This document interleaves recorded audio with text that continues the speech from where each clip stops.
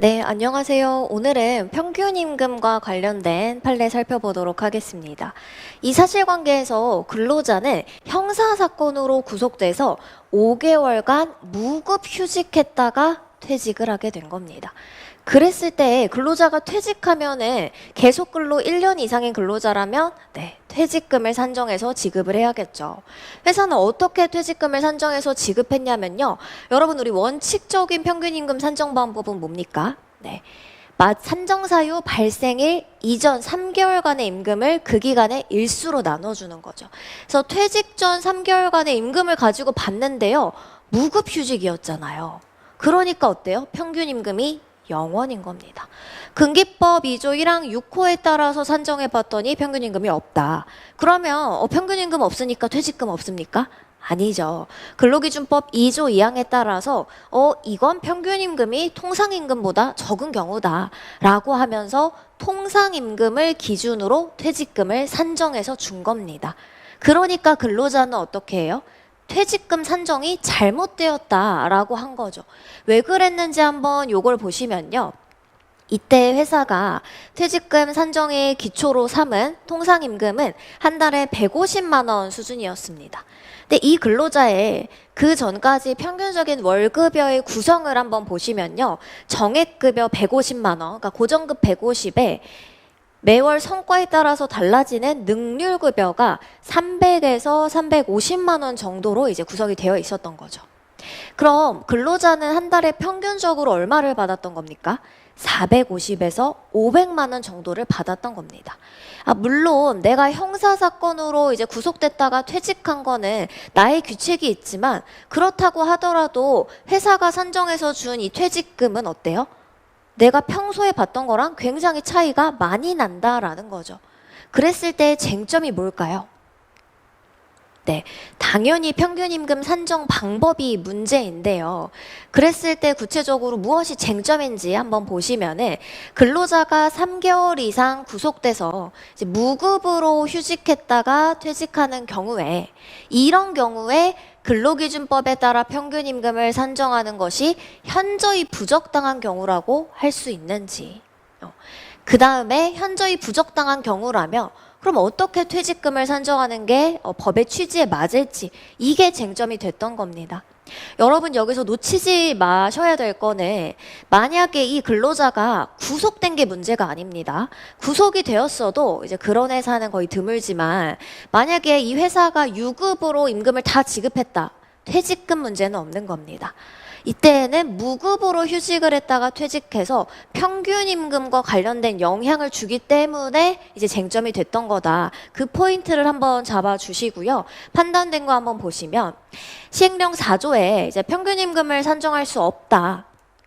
그 경우에는 말 그대로 산정이 정말 불가능한 경우뿐만 아니라 산정이 가능하더라도 그 근기법 관계 규정에 따라서 산정하는 것이 현저하게 부적당한 경우까지 포함한다. 우리 아까 회사가 어떻게 산정했죠? 평균임금이 없으니까 0원이네. 그러면 통상임금으로 가. 라고 해서 산정을 할 수 있다라고 하더라도 그렇게 산정하는 게 현저히 부적당한 경우까지 포함하는 거다. 왜 그러냐? 평균임금의 취지가 뭡니까? 그쵸? 통상의 생활임금. 그 근로자의 평소 이제 생활 수준을 사실대로 반영해 주는 거를 기본 원리로 하는데 만약에 평균임금에 산입되는 사유가 발생한 날 이전 3개월 동안에 근로자가 어때요? 특별한 사유로 통상 평소보다 현저하게 적거나 현저하게 많은 임금을 받은 경우에는 그거를 그대로 평균임금 산정의 기초로 삼을 수는 없다. 그렇게 하는 거는 통상의 생활을 종전과 같이 보장하려는 이 평균임금의 취지에 맞지 않는다라는 겁니다. 이 판례의 원래 법리를 고려해서 사실관계에 적용을 해보시면요. 이 경우에 우리 밑줄 친 거 위주로 해서 한번 보실게요. 휴직 기간은 퇴직 전 3개월 이상 걸쳐 있고 무급휴직이었으니까 급여가 없어서 평균임금은 0원이 되고 비교해보니까 통상임금보다 적어서 통상임금으로 퇴직금을 산정해야 하는데 이 사람은 일단은 원래 평소에 받던 급여의 대부분 반 이상이 뭐였어요? 능률급여로 구성되어 있고 능률급여를 제외한 통상임금은 150만 원에 불과하죠. 이 150만 원은 휴직 전 평균적으로 받던 급여의 3분의 1도 안 되는 수준이고, 그렇다고 능률급여를 평균임금에 이제 포함시켜 주자니 이 능률급여는 애초에 임금, 근로의 대가라고 보기는 좀 어려운 성과급이기 때문에 이런 점들을 고려한다면 퇴직 전 3개월간 지급된 임금을 기초로 산정한 평균임금은 근로자가 형사사건, 개인적 사정으로 퇴직 전 3개월 이상 휴직했다는 특수하고 우연한 사정에 의해서 통상의 경우보다 적어진 거고, 이때 그대로 산정하는 거는 평균임금의 취지, 어떤 취지죠? 통상의 생활임금을 사실대로 반영, 통상의 생활을 종전과 같이 보자. 이 취지에 맞지 않기 때문에 현저하게 부적당한 경우가 맞다. 그렇다면 어떻게 산정을 할 거냐? 다시 한번 취지로 가는 겁니다.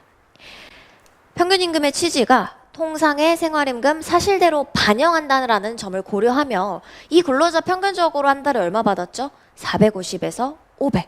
그거를 감안해서 특수한 사정이 없었더라면 산정될 수 있는 평균임금 상당액이어야 한다. 그러니까 휴직하기 전 정상적으로 휴직 전 3개월 동안 정상적으로 급여를 받았던 이 3개월간의 임금을 가지고 산정하는 게 타당하겠다라고 판단을 했던 겁니다.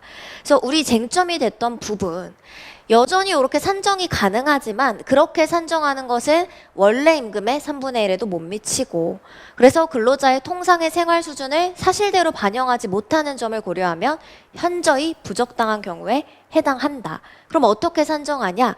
휴직하기 전 정상적으로 급여를 받던 날을 기준으로 소급해서 3개월을 대상 기간으로 삼는 게 타당하겠다. 이렇게 판단이 됐던 사건이었습니다.